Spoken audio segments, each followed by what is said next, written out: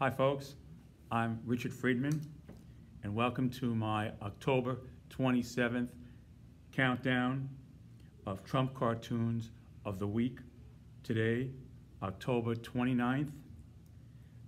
We'll begin with number 5, Trump cartoon for the week, this day, October 29th.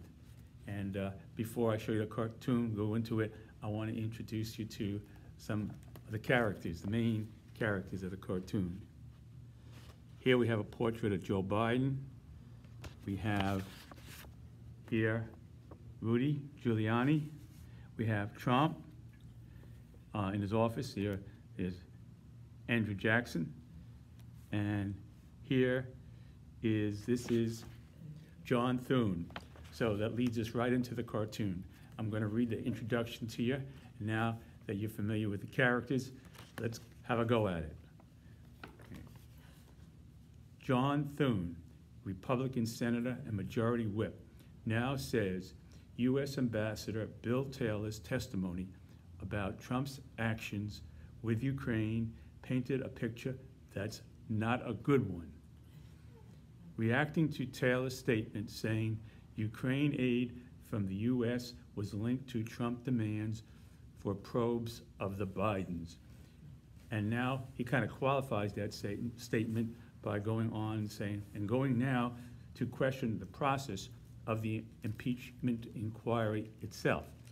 So they can't deny the picture, but I guess they're denying the process, using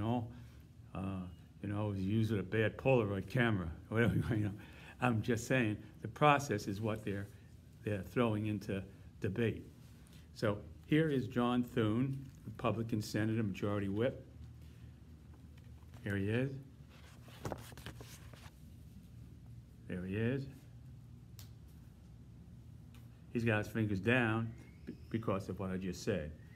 He's saying, this picture coming out of it based on the reporting we've seen is, yeah, I would say is not a good one.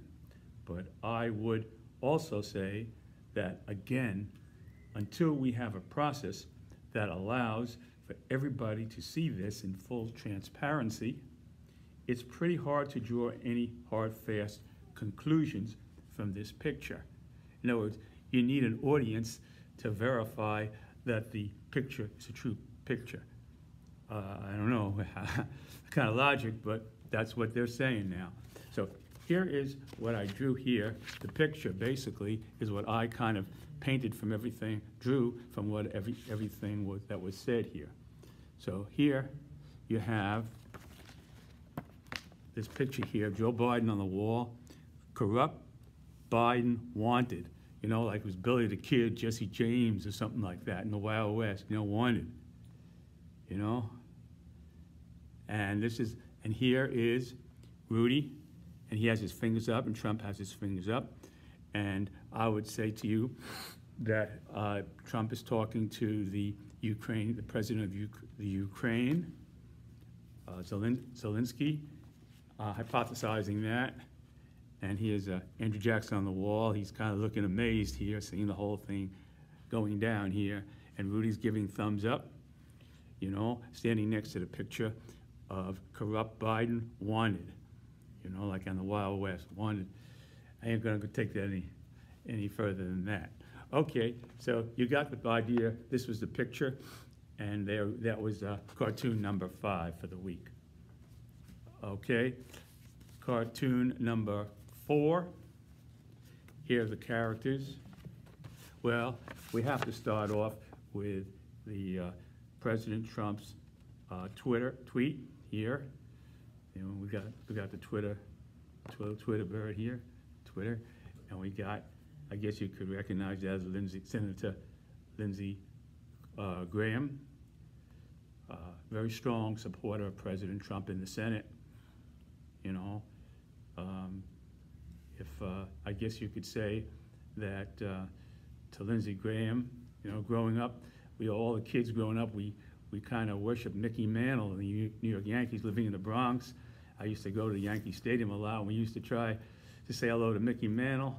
So this is President Trump, I guess you could say, is Lindsey Graham's Mickey Mantle, So, and then here we've got Senator Mitch McConnell, Majority Leader, Senate Majority Leader Mitch McConnell, who hasn't been too vocal lately, but he kind of jumped on the bandwagon with Lindsey Graham in supporting his resolution condemning the House impeachment inquiry.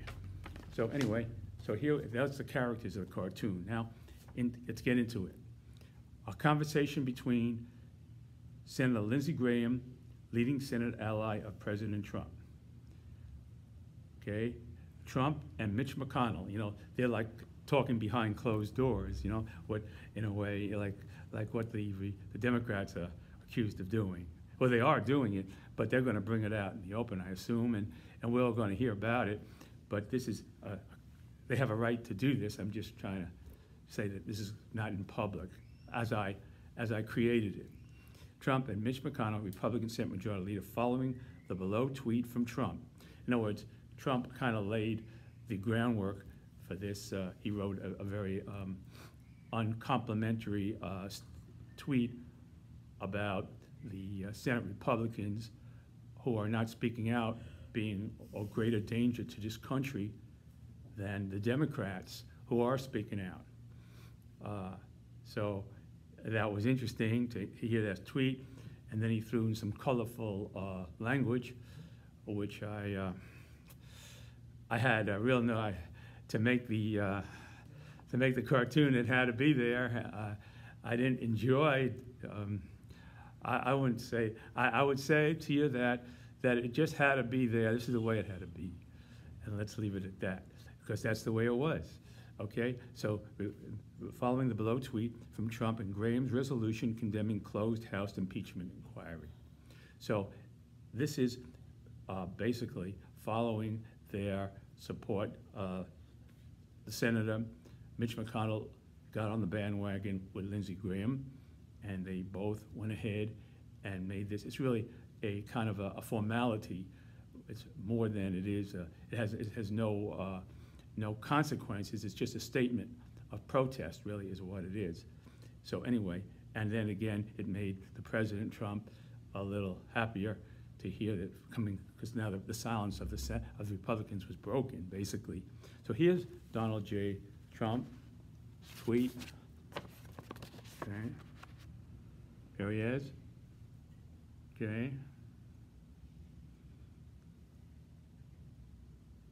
I'll read it to you.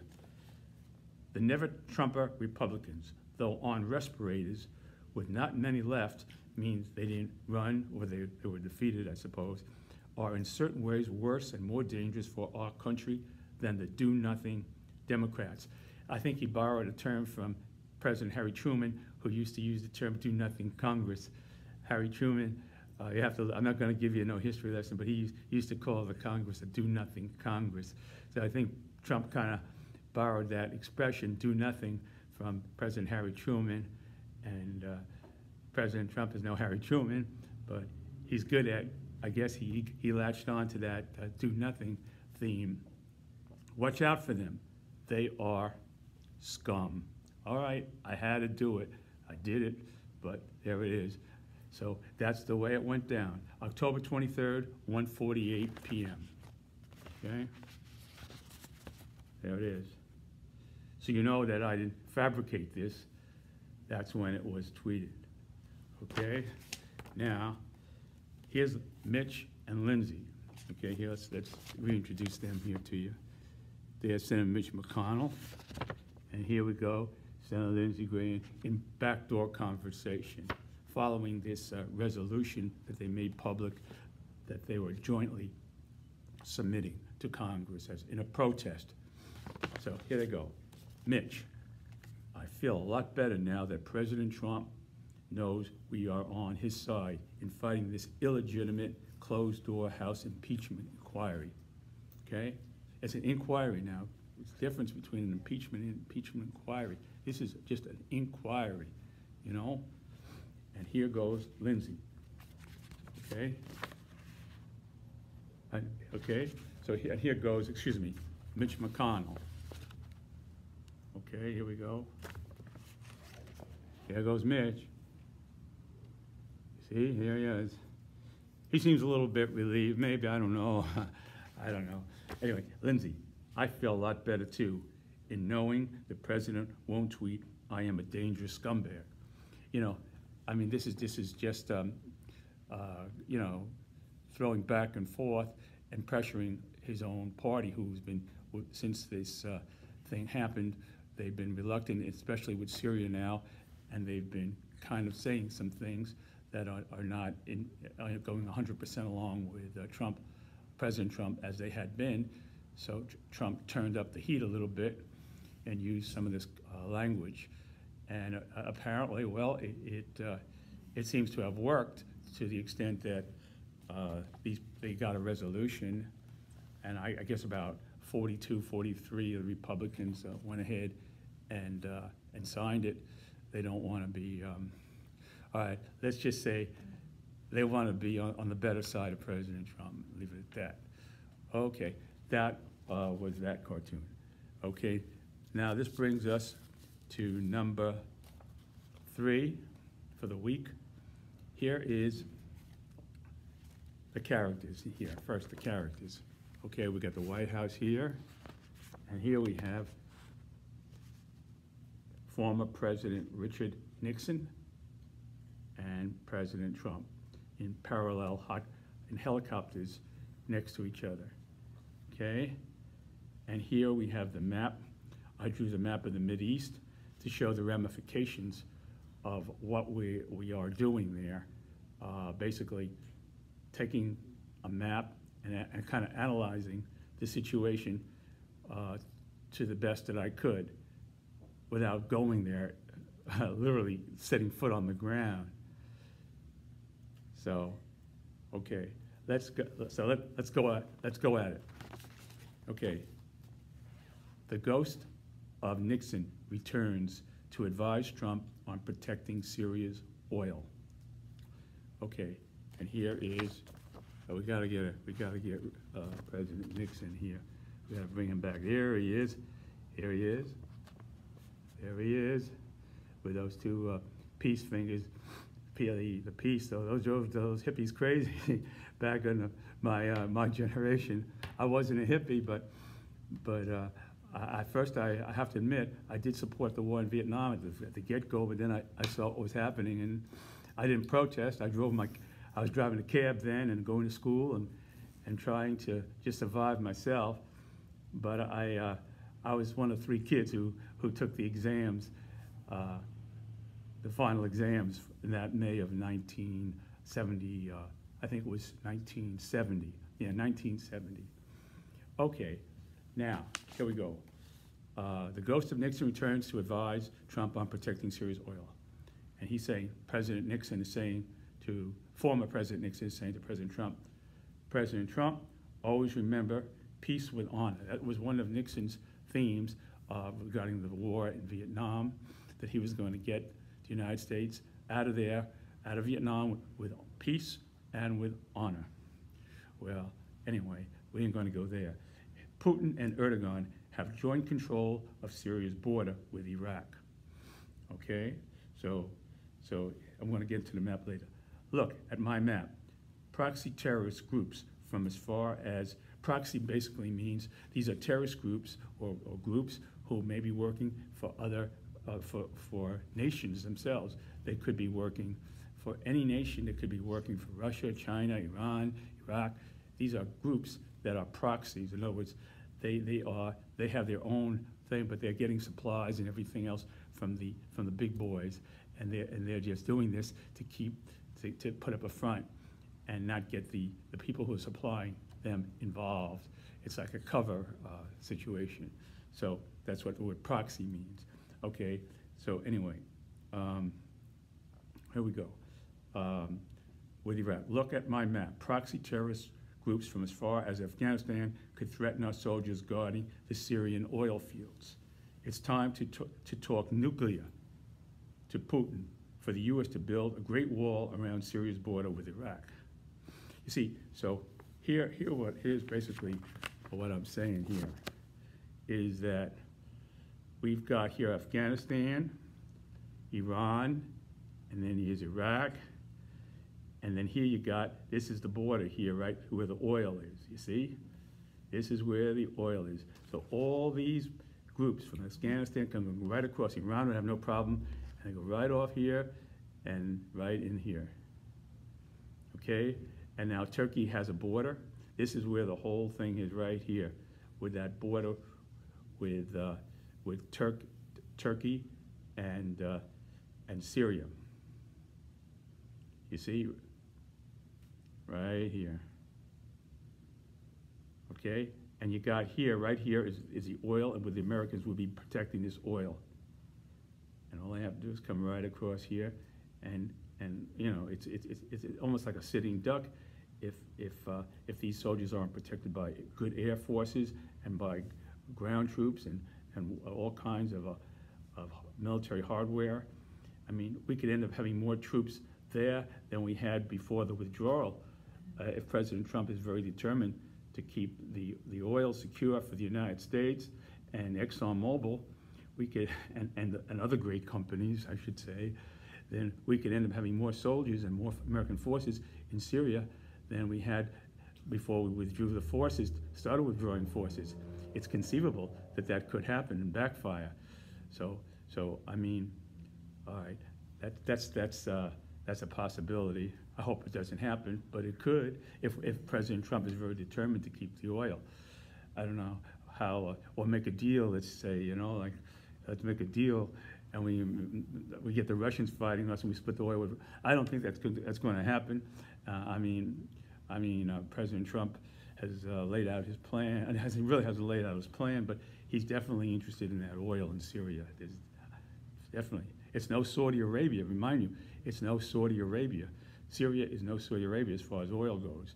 But, you know, it'll fill a few tanks up, let's put it that way, for a while.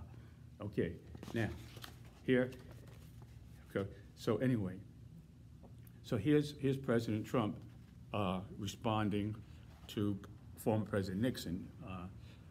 I can't threaten Putin with nukes for a wall. Putin supports my re-election. That could jeopardize my social media campaign and cost me the 2020 election.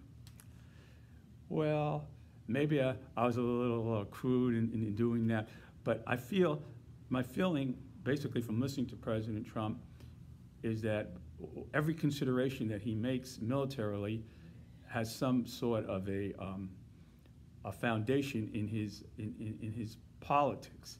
It seems like we've seen that with what happened with Ukraine. So why shouldn't that be true here? In the same sense, it's sad, but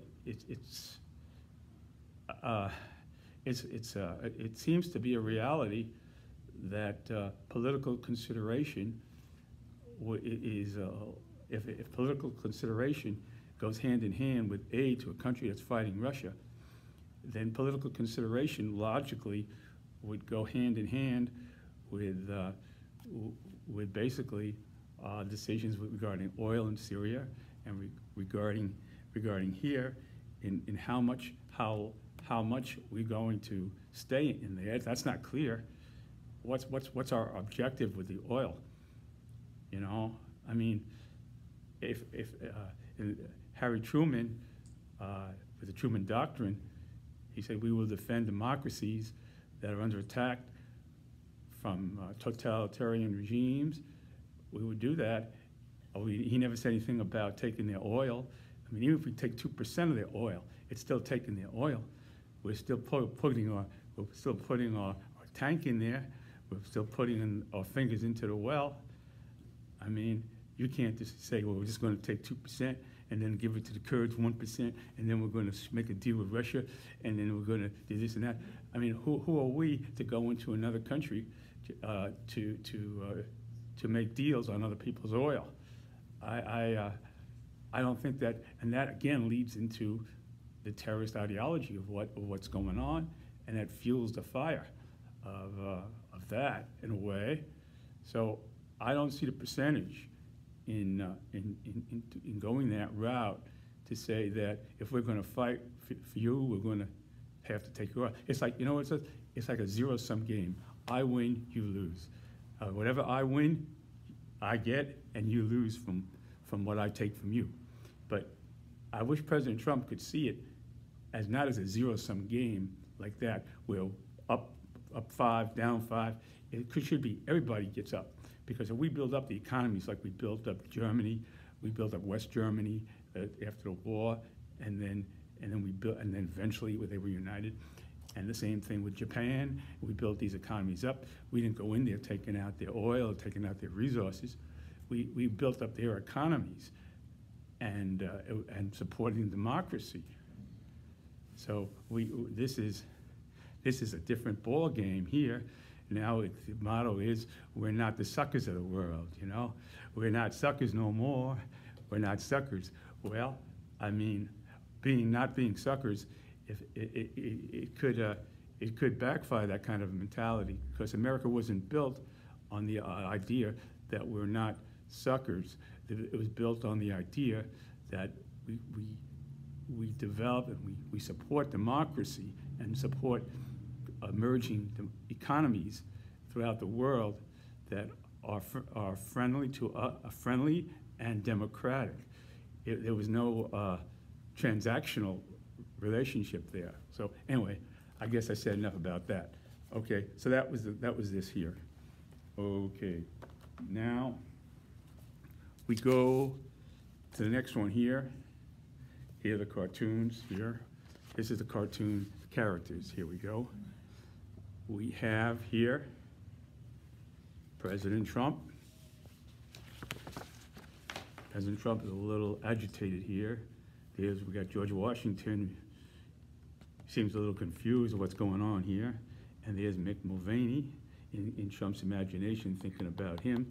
When he was budget director, at that point, he hadn't been appointed then yet to be acting White House Chief of Staff. I guess after having this guy here, you recognize him, see if you could, Kelly, he was a general, and then he had another part in the administration, and then he was made White House Chief of Staff. You see, so you look here now. John Kelly, he never was acting nothing. He was it. He was the man when he came in there. You see, he wouldn't have accepted an acting position in no way. You couldn't have made John Kelly acting anything there.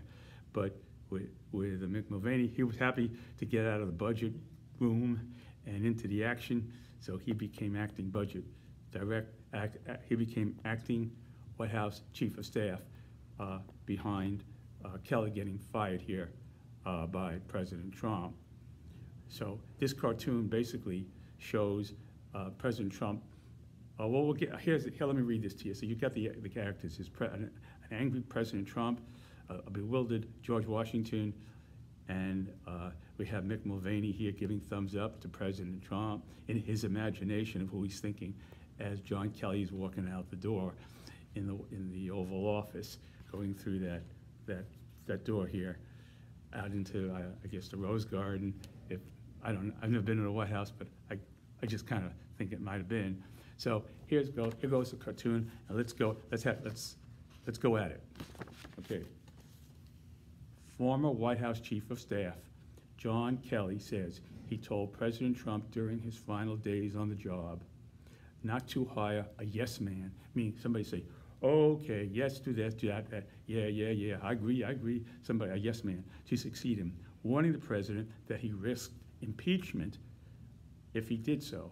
You know, as John Kelly was saying, look, you need somebody who's going to be like a grounding force to tie that you could speak things over with and filter stuff out through and see who's just not going to go yes, that's great. So he said if he's not so anyway, not hire a yes man to succeed him, warning the president that he risked impeachment on that basis if he did so.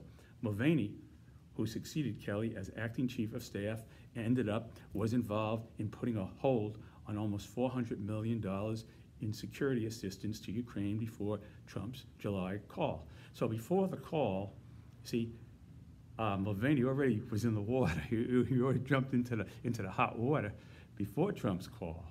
So Mulvaney, he was raring to go into that hot water even before Trump made the call. So he was in there. So not because of him, at the behest of President Trump. We definitely can assume that. Okay, Trump says, John Kelly never said that this is a complete fabrication on John Kelly's part. He never said anything like that. If he did say that, I would have thrown him out of the office, you know. Out, goodbye, gone, out of the office. White House spokeswoman,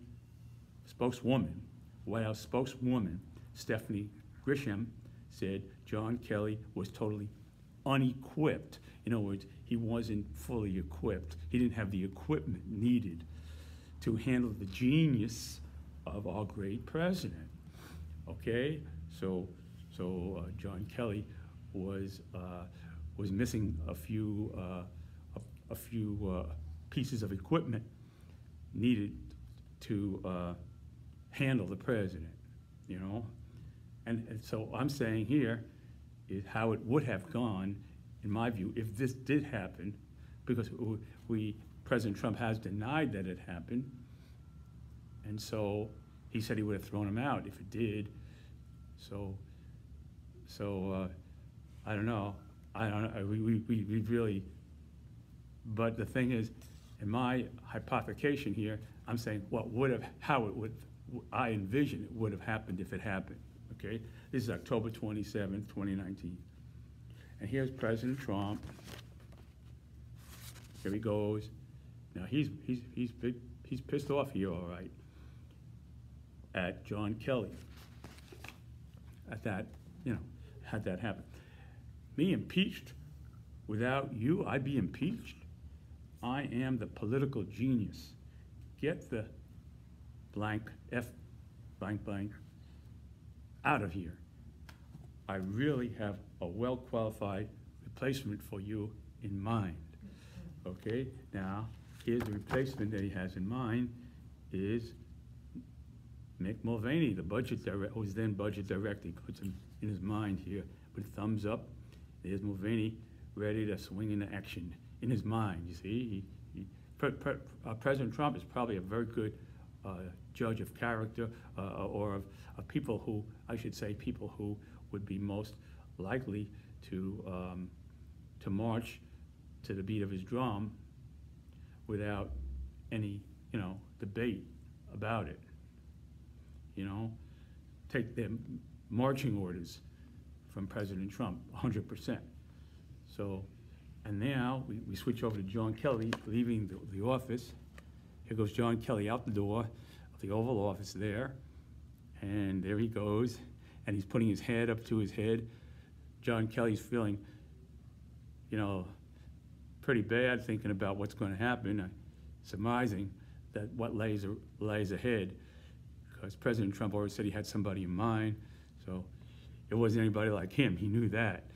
So he goes, he's going to be impeached. So here we are today on the brink of that, it appears to be. So that's that. That's that cartoon. Okay, numero uno de la semana. Here it is, folks. Number one cartoon of the week. Okay, most impressions on Twitter was this cartoon, number one of the week.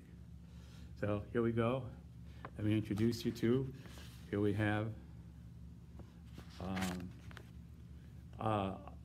first of all, the star.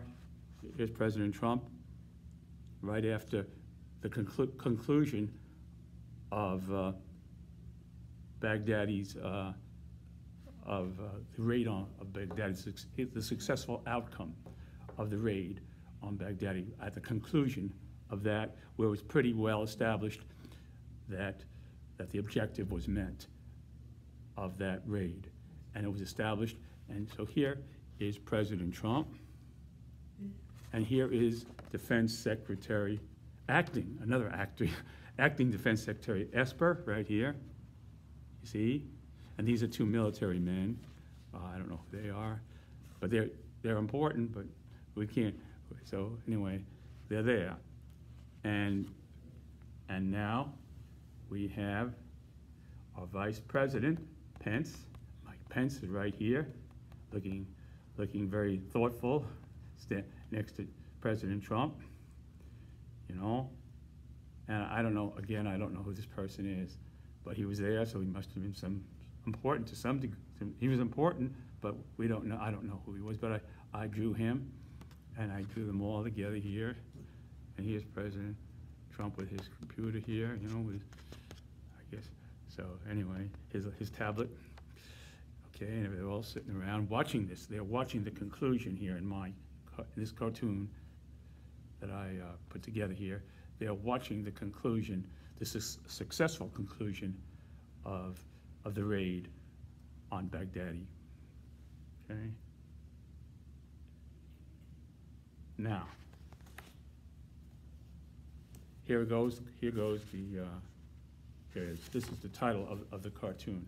Thoughts of Vice President Mike Pence sitting next to President Trump, watching in real time the successful Baghdadi raid conclusion from the Trump Situation Room. They're in the Situation Room, you know? Okay. Now, here's number two. Here's Vice President Mike Pence. Here's his thoughts here. As he's, you know, he has a very cryptic expression on his face, very serious, giving serious consideration to what he's thinking. So I kind of try to capture what he would be thinking based upon what he said subsequently later on, and put it all together here, you know? So here it goes. Here's Mike Pence. This outcome is a testament to the decisiveness of this man just to my left, President Donald J. Trump. Every day, his great decisions are making America greater and greater. Now, Mike Pence has he's the Vice President of the United States, and he supports the president, and that's fine. His job is to follow through with the president. The Constitution doesn't give the Vice President a lot of leeway here. We saw what happened with Hubert Humphrey. He got on the bandwagon of Vietnam. We saw a lot of vice presidents, you know, Gerald Ford with Richard Nixon. We saw, I mean, I'm just recalling these things here. So the vice president historically has never been a major player in the administration, except for Dick Cheney. Oh, Dick Cheney. Anyway, let's leave Dick Cheney out of this. But I'm just trying to give you the full picture here. So now, I just want to say something here. Is that it's very interesting that Baghdadi, you know, with Trump's going out of Syria, making a statement, he's been consistent in wanting to take troops out of Syria, and all of a sudden we go back there, and Baghdadi is somewhere, and he's in the northwest part of Syria, in the corner there, in the northwest section. So why would he go back there? I mean, I'm not questioning this was Baghdadi. They got him. This is his DNA and everything. That's for sure. It was Big Daddy. Big Daddy was taken, where he blew himself up. But the circumstances that led him to blow himself up were the U.S. Special Forces and President Trump signing off on that mission. So I'm not questioning that. But it's interesting that sometimes when you take a deck of cards and you throw them up in the air, you know, some of them land right, you know, and this is, I have a feeling, in a way, that Baghdadi probably said to himself, well, the Americans are pulling out. This is just my theory. The Americans are pulling out, and now it's safe to go back there. Just what you know, and all the chaos that would be ensuing. And when you take, you know, whenever you take out American forces of stability, you replace it with chaos, and this is what, and chaos breeds these groups. So he was laying the groundwork in some way, shape, or form for the reemergence of ISIS in some shape or form, and President Trump turned around, go right in there with the American forces, and so like he kind of like baited, in a way, he might not have realized it's just like, you know, he might have realized what he was doing, that he was baiting Big Daddy, but Big Daddy took the bait, you know. He could have said, well, you know, it could also have been nothing to do with that. He could have said, well, maybe I get a good deal on some hotels down there, and with all the free breakfast hotels in that area, when all the prices go down, when everybody gets there's chaos and everything, nobody wants to go there no more. I mean, I'm not saying that President Trump deliberately did this or anything, but there are all kinds of ramifications to consider here. But I want to leave you with one idea, is that I think that the idea of us being there and the combination, nobody would dispute this, the combination of us being there, having the Kurds, and this was all done before we withdrew and turned our backs to the Kurds. This agreement was a done deal long before that, and it was delayed by what happened by our withdrawal. So anyway, the thing is about it is that it's just like the guy who invented Coca-Cola. If he said that the next day he invented Coca, it's a great drink. I think I'm going to sell chicken soup. Forget about this Coca-Cola. I think that's what President Trump, in a way, in my view, is doing here, because the idea that we had we had forces there, we had allies there in the Kurds, and all this was planned. We couldn't have done this without the Kurds. Now today, we're removing all the support and all the assets that we have, and we're saying, President Trump saying, well, we can go back there anytime we want, you know? We just fly in there, you know, drop a few bombs or do this and that, or we can keep surveillance, electronic surveillance, or do this and that. It don't work like that, because there's no substitute for men on the ground. And I mean, I've read enough military books, and I've always been interested in that. There's no substitute for men on the ground.